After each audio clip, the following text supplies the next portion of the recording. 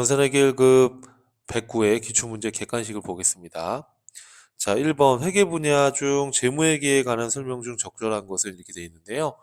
우리가 회계학이라는 학문을 재무회계와 관리회계로 나눠볼 수 있습니다. 재무회계는 기업의 외부 정보 이용자를 위한 회계다라고 보시면 되겠습니다. 뭐 주주나 채권자나 이 재무회계는 정보 이용자한테 회계 정보를 제공해 줄 때 재무제표를 수단으로 하고 회계 원칙이 필요하게 됩니다. 관리회계는 경영자와 같은 내부 정보 이용자를 위한 회계다라고 보시면 되겠고요. 회계 정보를 제공해 줄 때 특정한 양식이 존재하지 않죠. 그래서 그냥 특수 목적 보고서라고 적었지만 일정한 양식이 존재하지 않는다. 그리고 관리회계는 일정한 기준, 회계 기준, 원칙이 있는 것은 아니다라는 거예요. 자, 그러면 회계 분야 중 재무회계에 대한 설명으로 적절한 것은 이라고 되어 있는데, 관리자에게 경영활동에 필요한 재무정보를 제공한다. 이건 관리회계와 관련된 거죠. 그리고 국세청 등의 과세관청을 대상으로 회계정보를 작성한다. 또 법인세, 소득세, 부가가치세 등의 세무보고서를 작성을 목적으로 한다. 2번과 3번은 세무회계 분야다라고 보시면 돼요. 재무회계 분야가 아니라 세무회계와 관련된 거다. 이렇게 이해하시면 되겠고요. 답은 4번이 되겠죠. 일반적으로 인정된 회계 원칙에 따라 작성된다. 그래서 주주나 투자자 등이 주된 정보 이용자가 된다라는 거예요. 이해되시죠? 그래서 1번의 답은 4번이었고요. 자, 2번입니다. 유가증권 중에 단기 매매증권에 대한 설명으로 옳지 않은 것은 이렇게 되어 있는데요. 우리가 유가증권이라고 하면 그게 보유 목적에 따라 보유 목적입니다. 단기 시세 차익 목적인 경우에 단기 시세 차익 목적의 주식이나 채권을 취득했을 때는 단기 매매증권으로 구분해 주고요. 단기 매매증권은 기말에 공정가치로 평가를 하되 이 미실현 손익은 단기간에 실현될 것이니까 우리가 이 평가손익, 기말평가로 인한 평가손익은 영업 외손익으로 구분하는 거예요. 자, 그럼 매도 가는 증권이나 만기 보유 증권이라는 건 뭐죠, 여러분? 매도 가는 증권은 주식이나 채권을 장기 투자했는데 중도에 매각이 가능한 거예요. 그래서 이름을 매도 가능 증권 이렇게 구분한 거예요. 그럼 매도 가능 증권도 공정가치로 평가를 하지만 이 공정가치로 인한 이익이나 손실은 언제 실현될지 모르기 때문에 이거는 단기 매매증권과 다르게 기타 포괄손익 누계액이라는 항목으로 재무상태표의 자본에 기록을 해 놓는 것이죠. 자, 만기보유증권은 만기보유 목적으로 갖고 있는 채권, 채무증권만 해당이 됩니다. 왜냐하면 주식은 만기가 없기 때문에, 그죠? 자, 만기보유증권은 기말에 공정가치로 평가하는 것이 아니라 상각 후 원가라는 방법으로 측정합니다. 자, 이거는 여러분 전산 세무 2급 단계에서 공부해 보시면 사채편을 공부해 보시면 요 구체적인 내용을 배우게 돼요. 그래서 지금은 우리 시험 수준에서는 상각 후 원가라는 방법으로 하고 공정가치로 하는 것은 아니다. 만기보유증권은 그렇게 이해를 해주시면 되겠고요. 자, 그러면 매도 가는 증권이나 만기보유증권은 1년이 넘어가는 것이기 때문에 이거는 투자 자산으로 구분이 되는 거예요.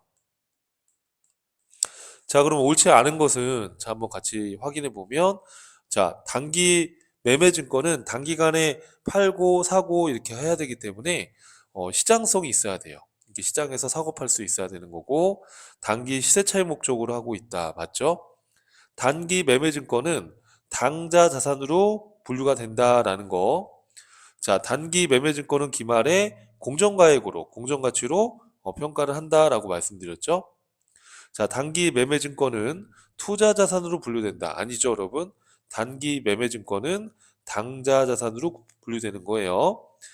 매도 가능 증권이나 만기 보유 증권이 투자 자산으로 분류되는 거예요. 자, 이렇게 해서 내용 정리해 주시면 되겠고요. 자, 3번입니다. 자, 다음 중 재고자산 평가에 대한 설명으로 옳지 않은 것은 이렇게 돼 있어요. 성격이 다른 재고자산을 일괄 구입하는 거예요. 그러니까 예를 들어서 상품하고 원재료를 하나의 가격으로 구입을 했다라고 했을 때 이 상품이 얼마고 원재료가 얼마다라고 구분되어 있지 않다면 이 상품과 원재료의 공정가치 비율에 따라서 안분 계산해서 분기해 주면 돼요. 자, 예를 들어서 여러분, 자, 현금으로 지금 80원 주고 상품하고 원재료를 취득을 했는데, 이 80원 중에 상품이 얼마고 원재료가 얼마인지 이게 구분이 되어 있지 않다면, 이 상품과 원재료의 공정가치 금액을 우리가 그 금액을 가지고서 상품과 원재료로 이 금액을 나눠줘야 되는 거예요. 예를 들어서 지금 상품의 시가가 70원짜리고 원재료의 시가가 30원짜리다 그러면은 이 상품을 지금 싸게 샀다. 80원에. 그러면 이 80원을 7대 3의 비율로 나눠주는 거예요. 이해될까요, 여러분? 이렇게 안분 계산한다 이런 의미예요. 그러면은 70% 30%니까 80원 곱하기 70%, 예, 이렇게 56원, 24원 이런 식으로 요 공정가치 비율로 안분 계산한다 이렇게 얘기하는 거예요. 1번은 맞는 표현이고요. 자, 2번에 재고재산의 취득원가에는 취득 과정에서 발생한 매입 할인이나 애누리를 반영하지 않는다? 아니죠, 여러분. 자, 우리가 상품을 구입할 때 또는 원재료를 구입할 때 매입 할인을 받거나 매입 애누리가 생기면 그건 취득원가에서 차감하는 것이기 때문에 차감하는 걸로 반영을 해줘야 되는 것이죠. 반영을 안 한다라는 표현은 맞지 않죠. 그죠? 그래서 매입가액에서 차감이 되는 것이기 때문에 반영하지 않는다라는 표현은 잘못된 것이죠. 그래서 3번의 답은 2번이었었어요. 자, 저가법을 적용할 거. 우리가 가격이 취득원가보다 시가가 하락했을 경우에는 그때는 시가를 장부금액으로 하는 거예요. 자, 저가법을 적용할 경우에 발생한 차액은 전부 매출원가로 처리한다. 자, 우리가 예를 들어서 상품을 지금 10,000원에 취득을 했는데, 자, 기말해 보니까 12월 31일 날 기말해 보니까 이 상품의 시가가 이걸 우리가 좀 어려운 말로 순실현 가능가치라고 해요. 상품의 순실현 가능가치가 7,000원밖에 안 돼요. 그러면 가격이 얼마가 떨어졌어요? 3,000원이 지금 떨어졌죠. 그럼 그것만큼 우리가 어떻게 분기하죠, 여러분들? 우리가 이럴 때는 여러분 재고자산 평가손실이라는 계정 과목을 써요. 재고자산 평가손실 3,000원 이렇게요. 그리고 대변에는 우리 실기에서 나오진 않을 거니까 여러분 한번 편하게 들어봐요. 재고자산 평가충당금. 재고자산 평가충당금이라는 계정 과목으로 해서 요 3,000원만큼 요 해당 재고자산인 상품에서 차감되는 계정으로 이렇게 기록해 놓는 거예요. 그래서 상품 10,000원 중에 3,000원은 시가가 하락해서 우리가 평가 충당금을 설정해 놓는 거예요. 그럼 이때 재고자산 평가 손실은 이 가격이 하락하는 것은 어쩔 수 없이 발생하는 것이니까 이 3,000원은 매출원가에 가산하게끔 되어 있습니다. 자, 그래서 이걸 우리가 저가법이다라고 얘기를 하는 겁니다. 그래서 이 3,000원만큼 요 차이 나는 금액, 시가가 하락한 금액에 대해서는 전부 다 매출 원가로 처리한다라는 거예요. 이해하시겠죠? 자, 이런 걸 저가법이라고 하는 거예요. 자, 3번의 답은 2번입니다. 자, 그 다음에 4번입니다. 다음 중 유형 자산의 자본적 지출을 수익적 지출로 잘못 처리했을 때 우리가 자산으로 처리하는 걸 자본적 지출이라고 하고요. 비용으로 처리하는 걸 수익적 지출이라고 합니다. 그러면 자산으로 처리해야 될 거를 비용으로 처리한 거잖아요. 그럼 자산이 기록 안 되고 비용이 기록됐다는 얘기예요. 그러면 결국에는 자산으로 기록했어야 되는데 비용으로 기록했으니까 자산은 과소하게 기록돼 있을 거고요. 비용으로 기록되면 안 되는데 비용 처리를 한 거니까 비용은 과대하게 돼 있을 거예요. 그러면 수익에서 비용을 뺀 게 당기순이익이니까 비용이 과다하게 돼 있다면 당기순이익은 줄어들었겠죠. 과소하게. 그럼 당기순이익이 줄면 자본의 이익잉여금도 줄어들게 되는 거예요. 흐름이. 그렇죠? 그럼 여기서 지금 4번에서 역량으로 올바른 걸 찾는 거니까 답은 몇 번이 될까요, 여러분? 자, 4번의 답은 2번이었는데요. 자, 왜 그렇죠, 여러분? 자, 자산으로 기록했어야 되는데 기록을 안 했으니까 자산이 과수됐을 거다. 그러면 비용은 과대됐으니까 당기순이익은 과수했을 거고 이익여금 자본도 줄어들 거다라는 거예요. 그래서 자본도 과소했을 거다라는 거예요. 이해될까요? 그래서 4번의 답은 2번이었다 이렇게 보시면 되겠습니다. 자, 5번 문제 볼게요. 자, 주식회사 재무는 자기 주식 200주를 한 주당 7,000원에 매입해서 소각했대요. 자, 우리가 발행했던 주식을 소각하면요. 대변했던 자본금을 차변으로 주시는 거예요. 그리고 투자했던 주주들한테 돈을 반환하는 거예요. 이렇게. 이거 우리가 유상감자다 이렇게 얘기해요. 이런 거를 좀 어려운 말로 유상감자다 이렇게 얘기하는 거예요. 왜 유상감자라는 표현을 쓰냐 하면 감자라는 게 자본금을 감소시키는 걸 말하는 거예요. 유상이라는 게 이렇게 돈을 주고 어, 현금을 반환하고 자본금을 소각한 겁니다. 자, 그러면 여러분 여기서 보면 200주인데 한 주당 액면 금액이 5,000원이에요.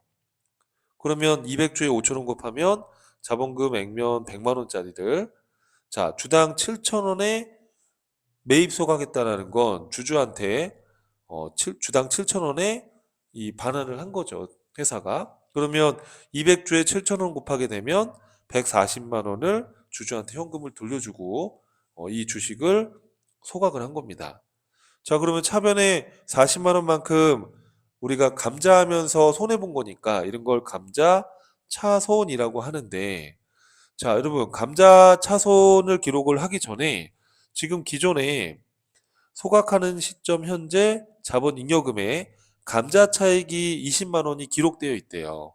그러면 40만 원을 감자 차손을 다 잡는 게 아니고요. 대변에 기록되어 있던 이 감자 차익을 우선 상기하고 그러고도 부족한 걸 감자 차손으로 기록하는 거예요. 이렇게 우리 주식 발행 초과금, 주식 할인 발행 자금, 감자 차익, 감자 차손, 자기 주식 처분 이익, 자기 주식 처분 손실. 이 계정 과목들은 이렇게 서로 상계를 하게끔 되어 있어요.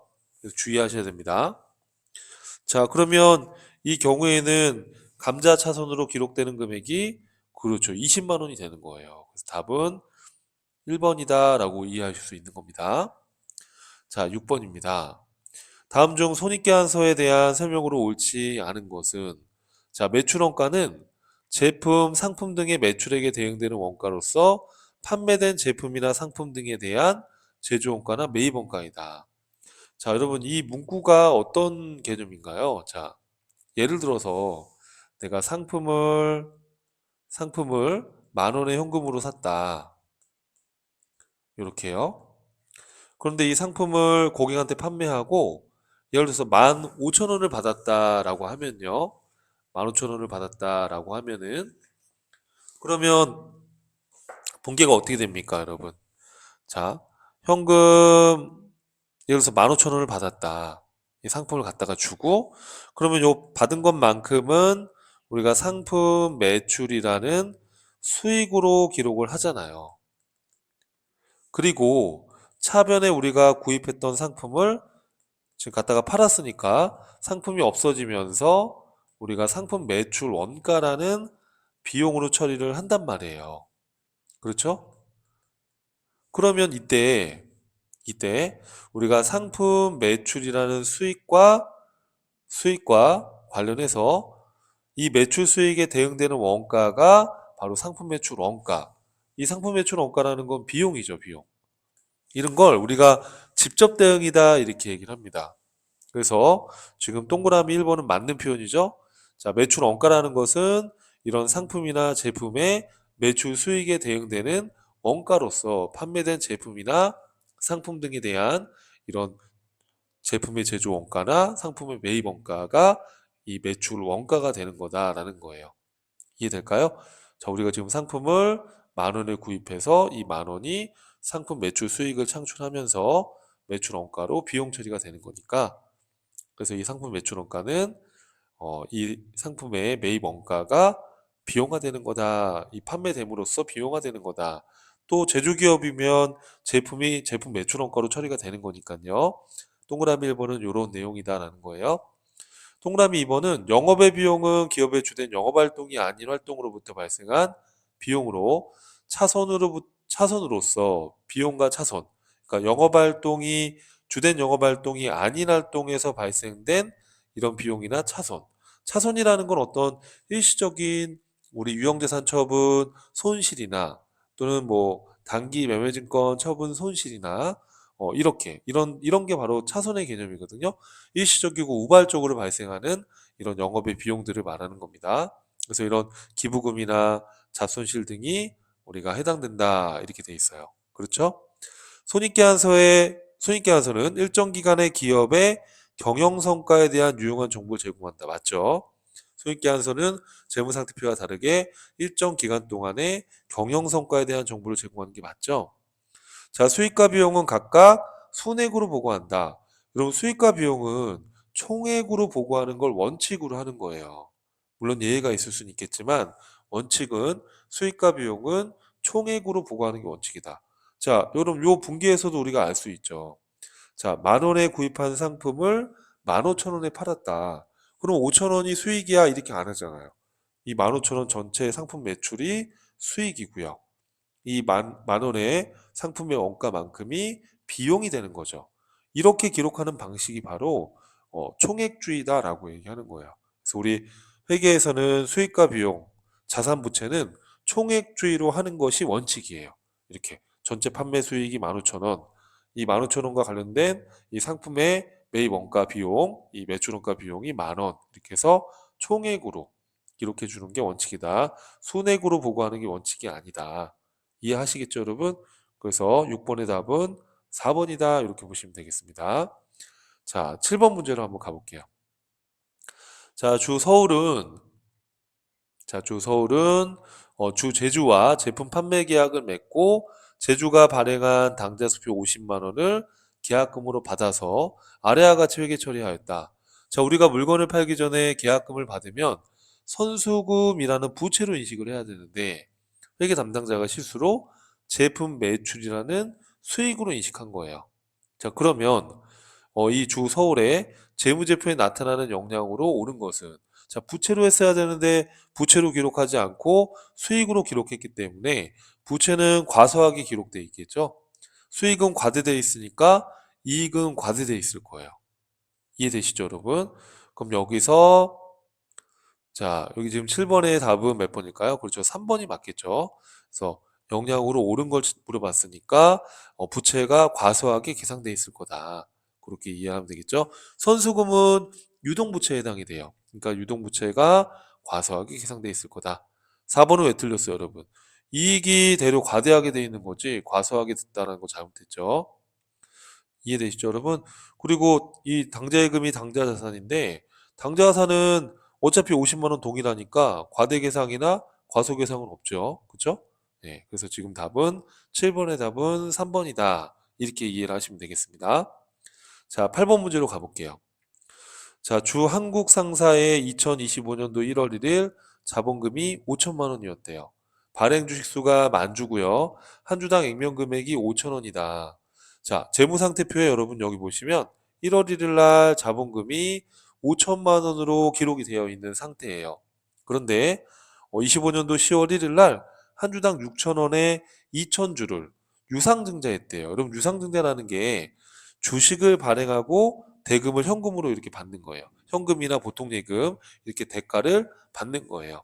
이런 걸 유상증자라고 해요. 증자라는 것이 이 자본금이 증가되는 걸 말하는 거예요. 그 주식을 발행하고 이렇게 현금 등의 대가를 받는 거. 이게 바로 유상증자예요, 여러분. 이해하시겠죠, 여러분? 자, 그러면 지금 25년도 10월 1일 날 한 주당 6천 원짜리를 2천 주를 발행했으면 6,000원 곱하기 2,000주 하게 되면 1,200만 원의 대가를 받았겠죠. 자, 우리 자본금은 항상 무슨 금액으로 기록해요? 그렇죠. 액면 금액이니까. 지금 한 주당 액면 5,000원인데 지금 주식 수가 2,000주니까 5,000원 곱하기 2,000주 하게 되면 그렇죠. 자본금은 액면으로 1,000만 원입니다. 그러면 200만 원만큼은 액면 금액 초과한 거 우리가 뭐라고 배웠었죠? 저는 이렇게 약자로 썼습니다만 주식 발행 초과금이라는 자본 잉여금으로 기록한다라고 배웠었죠. 그러면 유상증자를 하더라도 어차피 자본금은 항상 무슨 금액으로? 자본금은 항상 액면 금액으로 기록이 되는 거예요. 그래서 유상증자 하게 되면 자본금이 액면 1,000만 원이 들고요. 기존에 1월 1일 날 1,000만 원, 5천만 원이 있었고요. 5천이 있는데 자본금이 액면 1,000만 원이 늘었으니까 자, 이 유상증자를 한 후에 자본금은 얼마가 되겠어요? 유상증자를 하였을 경우에 기말의 자본금은 얼마가 되겠어요? 그렇죠. 6천만 원이 되겠죠. 자, 여러분 이거는 사실은 붕괴할 필요는 없는 거죠. 그죠? 근데 여러분이 한번 이해해 보시라고 이렇게 적어 놓은 겁니다. 자, 9번입니다. 원가 및 비용의 분류 항목 중에 제조 원가 제조 원가에 해당하는 것은 무엇인가? 자, 우리가 제품 제조 활동과 관련된 것이 바로 제조 원가가 되죠. 그럼 답은 몇 번이겠어요, 여러분? 딱 봐도. 그렇죠. 1번이죠. 생산 공장에 전기 요금이 발생했다. 이거는 제조 경비에 들어가는 거니까 500번대로 우리가 제조 원가 명세서에 원가에 포함을 하는 거죠. 자, 여러분 영업부라든지 그다음에 마케팅 부서라든지 이런 것들은 제조 활동하고 관련이 없으니까 이런 비용들은 우리가 판매비와 관리비로 들어가야 되는 거예요. 여러분 생산 공장의 기기장치 처분 손실. 여러분 이 처분 손실은 제조 활동에서 발생된 손실이 아니잖아요. 이거 우발적으로 발생한 처분 손실은 이거는 우리가 뭘로 처리하죠, 여러분들? 유형자산 처분 손실이라는 이거는 제조 원가가 아니라 영업 외비용이 되는 거죠. 이해되시죠, 여러분? 그래서 지금 제조 원가에 해당하는 것은 1번밖에 없어요. 생산 공장의 전기요금. 이건 전력비라는 우리가 제조 경비로 처리하는 거니까요. 자, 10번입니다. 자, 다음 중 보조 부문 상호 간의 유혹수수 관계를 고려하여 보조 부문 원가, 즉 보조 부문에 짓게 된 제조 간접비, 이걸 보조 부문비 또는 보조 부문 원가 이렇게 여러 혼용해서 이렇게 또 부릅니다. 그래서 보조 부문 원가를 제조 부문과 보조 부문에 배부함으로써 보조 부문 간 상호 서비스 제공을 완전히 반영하는 방법. 우리가 보조 부문 간에 주고받은 용역수수 관계를 완전히 고려하는 방법. 이걸 우리 뭐라고 하나요? 그렇죠. 상호 배부법이다. 이렇게 얘기했었죠. 단계 배부법은 일부만 고려한다. 그리고 순서를 정한다라는 거. 직접 배부법은 보조 부문 간에 주고받은 유혹수수 관계를 완전히 무시하는 방법이었죠. 총 배부법 이런 건 없었죠, 여러분. 그죠? 네, 답은 10번의 답은 3번이었어요. 3번은 상호 배부법 완전히 고려한다는 거. 가장 정확하겠죠. 그죠? 상호배분법이 가장 정확할 것이다. 가장 복잡하지만 가장 단순하지만 정확성이 떨어지는 건 직접 배분법. 그리고 중간에 있는 게 단계 배분법. 기억나시죠? 이렇게 정리해 주시고요. 자, 11번입니다. 자, 다음 자료에 의해서 지금 단기 직접 재료 원가라는 거는 이제 재료비라고 생각하시면 돼요. 재료비를 재료 원가 이렇게도 부르는 거니까.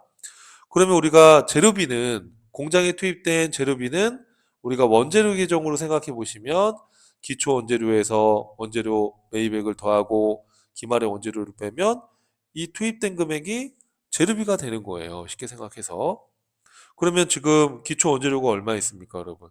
기초 원재료가 120. 그렇죠? 원재료 매입한 게 90만 원. 그럼 210만 원이 지금 있었는데 기말에 원재료 남은 게 85만 원이래요. 그럼 이 양쪽이 같아야 되는 거니까 그러면 210만 원에서 85만 원을 빼면 얼마가 되는 건가요? 여러분 계산해 보시면 210만 원에서 85만 원을 빼게 되면 125만 원이 재료비가 되는 거죠. 125만 원이 재료비가 되는 거죠. 재료 원가가 되는 거예요. 그럼 답은 몇 번이겠어요? 그렇죠. 11번의 답은 2번이다. 이렇게 이해하시면 되겠습니다. 다른 것들은 지금 이 재료비 구하는 거랑 의미가 없어요. 그죠? 이렇게 해서 이 세 가지의 정보를 갖고서 125만 원을 구해 주시면 되는 겁니다. 자, 12번이에요, 여러분. 자, 주 성지는 직접 원가. 직접 원가라는 건 우리가 직접 재료 원가, 직접 노무 원가.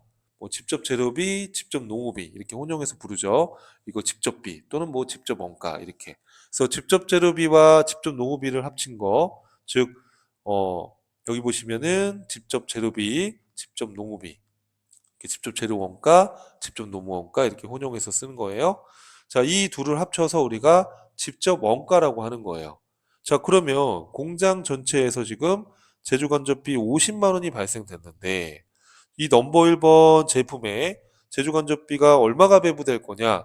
여기 제조간접비가 얼마가 배부될 거냐? 이 전체 50만 원 중에 그러면 이렇게 해서 배부를 우리가 해야 되는 건데 자 50만 원 곱하기 자 우리는 직접 원가를 기준으로 한다고 했으니까 자 공장 전체의 직접 원가는 80만 원, 20만 원 하게 되면 100만 원이죠. 이 중에 넘버 1번의 직접 원가는 자 넘버 1번의 직접 재료 원가 40만 원, 넘버 1번의 직접 노무 원가 15만 원 합치면 얼마예요? 55만 원. 이렇게 해서 비율 계산하시면 27만 5천 원이 나와요. 이해될까요? 이렇게 해서 단순하게 여러분들이 문제를 풀어주시면 되겠습니다. 12번의 답은 3번이었습니다. 자, 13번 문제 가볼게요. 자, 13번 문제 보시면 부가가치세법상 과세기간에 대한 설명으로 옳지 않은 것은 간이가세자의 과세기간은 1월 1일부터 12월 31일을 과세기간으로 해서 영세한 이런 간이가세자는 1년의 부가세 신고를 한 번만 하는 거예요. 자, 그 다음에 동그라미 2번에 사업자가 폐업을 하는 경우에 과세기간은 폐업일에 속하는 과세기간의 개시일로부터 폐업일까지로 한다. 자, 예를 들어서 9월 1일 날 폐업했다라고 하면요. 폐업일에 속하는 달의 과세기간은 지금 9월이면 2기잖아요. 그래서 과세기간 개시일 7월 1일부터 9월 1일까지가 마지막 과세기간이 되는 거죠. 그럼 부가세 신고 납부는 언제까지예요? 그죠? 폐업일에 속하는 달의 다음 달 25일이니까 10월 25일까지 부가가치세 신고를 하게 되는 거예요. 2번도 맞는 표현이죠. 자, 3번에 일반 가세자가 간이 가세자로 변경되는 경우, 이건 어떤 경우냐면 일반 가세자로 이제 사업자 등록을 하고 있는데 개인 사업자인데 연간 매출액이 4,800만 원에 미만이 되는 경우에는 이제 일반 가세자에서 간이 가세자로 변경이 될 수 있어요. 이렇게. 그러면 이 경우에는 그 변경이 되는 해의 간이가세자의 과세기간은 7월 1일부터 12월 31일까지이다라는 거예요. 그러니까 변경되는 해에 1월 1일부터 보지 않고요. 우리가 일반 가세였는데 간이가세로 바뀐 거니까 7월 1일부터 12월 31일을 간이가세자의 과세기간으로 하는 거예요. 1월 1일부터 6월 30일이 일반 가세자의 과세기간이 되는 거예요. 자, 거꾸로 여러분 만약에 간이가세자였는데 장사가 잘 돼서 연간 매출이 1억 400만 원을 초과했어요. 우리가 간이가세자의 기준은 1억 400이잖아요. 그죠? 1억 400만 원을 초과했다라고 한다면 이 경우에는 일반 가세자로 변경이 되겠죠. 그렇죠? 그럼 이 경우에는 그 변경되는 해의 간이가세자의 과세기간은 1월 1일부터 6월 30일까지는 간이가세가 되는 거고요. 7월 1일부터 12월 31일 이게 이제 일반 가세자가 되는 거예요. 일반 가세자의 과세 기간이 된다라는 거예요. 그래서 1월 1일부터 12월 31일까지가 간이가세의 과세 기간이 아니고 1월 1일부터 6월 30일까지가 간이가세자의 과세 기간이고 7월 1일부터는 일반 가세자의 과세 기간이 적용되는 거예요. 이해하시겠죠? 그래서 요 4번이 잘못된 표현입니다. 이런 13번은 좀 지엽적인 내용이죠. 그죠? 그래서 이런 것들은 여러분 한번 읽어보시면 좋겠고요. 자, 14번입니다. 자, 생계한서의 필요적 기재사항. 자, 우리가 생계한서에 보면 공급자의 등록번호와 공급자의 상호나 성명, 그렇죠? 상호 또는 성명, 공급받는 자의 사업자 등록번호, 작성 연월일과 공급가액과 부가가치세. 이게 지금 필요적 기재사항이 되는 거죠. 공급 연월일은 의무적 기재사항이다라고 말씀드렸었죠. 그래서 공급 연월일은 필요적 기재사항이 아니라 의무적 기재사항에 해당이 돼요. 이해하시겠죠, 여러분? 이렇게 나머지 사업자 등록번호라든지 공급자의 성명이나 명칭, 공급받는 자의 사업자 등록번호, 공급가액과 부가가치세, 그리고 작성 연월일. 작성 연월일은 필요적 기재사항에 해당이 되지만 공급 연월일은 여러분 이거는 의무적 기재사항에 해당이 돼요. 이런 것들은 단순 암기가 좀 필요합니다. 자, 15번입니다. 다음 중 부가가치세법에 따른 재화 또는 용역의 공급 시기에 대한 설명으로 적절하지 않은 것은 위탁 판매의 경우 수탁자가 공급한 때이다. 자, 그렇죠. 위탁 판매의 경우에는 수탁자가 판매한 시점에 위탁자의 매출이 인식이 되는 거죠. 그렇죠? 우리 부가가치세법상의 공급 시기도 동일합니다. 상품권의 경우에는 상품권을 판매한 시점이 아니죠. 상품권을 고객한테 팔고 돈을 받으면 이거는 물건을 판 게 아니라 돈만 미리 받은 거니까 선수금 이렇게 해서 부채로 인식을 했다가 우리 회계상으로 보면 나중에 물건을 판매하고 상품권을 회수했을 때 선수금이 줄고 대변의 매출이라는 수익이 인식되듯이 우리 부가가치세 공급 시기도 회계와 동일해요. 그래서 상품권과 재화가 교환돼서 실질적으로 재화가 인도되는 그 시점에 우리가 매출 수익을 인식하듯이 이때를 공급 시기로 보고 있어요. 아시겠죠, 여러분? 그래서 상품권이 판매되는 때가 아닙니다. 그래서 답은 15번의 답은 2번이다. 이렇게 여러분들이 이해하실 수가 있는 거죠. 자, 객관식 15문제를 풀어봤습니다. 자, 다음 강의에서 또 이어서 뵙도록 하겠습니다. 감사합니다.